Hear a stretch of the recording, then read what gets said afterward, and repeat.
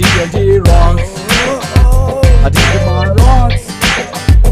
TNT rocks.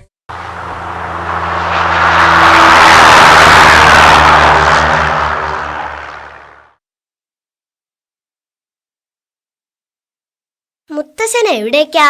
ഞാൻ ഡൽഹിക്കാ. മോനോ? ഞാനും ഡൽഹിക്കാ. ഇല്ലാതെ ഇടയ്ക്ക് ചാടി ഇറങ്ങാൻ പറ്റില്ലല്ലോ. ഡൽഹിയിൽ എവിടേക്കാന്നാ ഞാൻ ചോദിച്ചത്.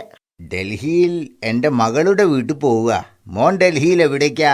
ഞാനും മകളുടെ വീട്ടിലേക്കാ. എന്ത്? ഈ ചെറുപ്രായത്തിൽ നിനക്ക് മകളോ?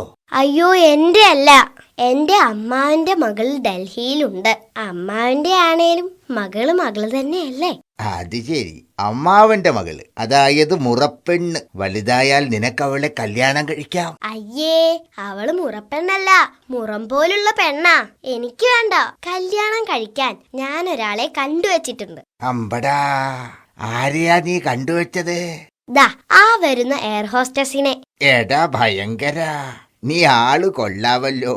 എടാ മോനെ, അവർക്ക് ചുരുങ്ങിയത് ഒരു 25 വയസ്സ് പ്രായം വരും. നിനക്കൊരു 10.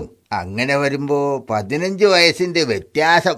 ഏയ്, അതൊക്കെ ഞാൻ മാനേജ് ചെയ്തോളാം. ആദ്യം മാരേജ് നടക്കട്ടെ. ഛേ, അതെങ്ങനെ ശരിയാവും മോനെ?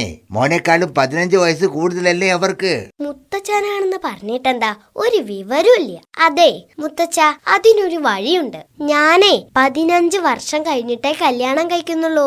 അപ്പോഴെനിക്ക് 25 വയസ്സാവൂലോ. ഈ മുത്തച്ഛനൊരു മണ്ടൻ തന്നെ.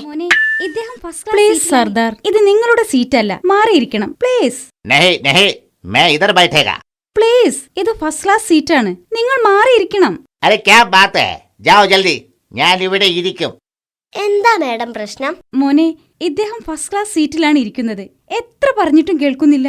ഇദ്ദേഹത്തിന്റെ സീറ്റ് പിൻവശത്താണ്, മുൻഭാഗത്ത് ഇരിക്കാൻ പാടില്ല. സർദാറല്ലേ, അങ്ങനെ പറഞ്ഞാലൊന്നും അനുസരിക്കില്ല. ഞാൻ ശരിയാക്കി തരാം. വേണ്ട, ഈ സർദാർ ആളൊരു ദേഷ്യക്കാരനാ. No problem.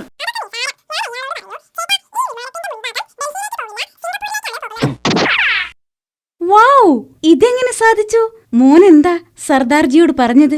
അതൊക്കെ നിസാരം. ഞാൻ അയാളോട് പറഞ്ഞു, ചേട്ടാ, ഈ വിമാനത്തിന്റെ മുൻഭാഗം ഡൽഹിയിലേക്ക് പോകില്ല, സിംഗപ്പൂരിലേക്കാണ് പോകുന്നതെന്ന്. പിൻഭാഗമാണ് ഡൽഹിയിലേക്ക് പോകുന്നതെന്ന്. TNT rocks.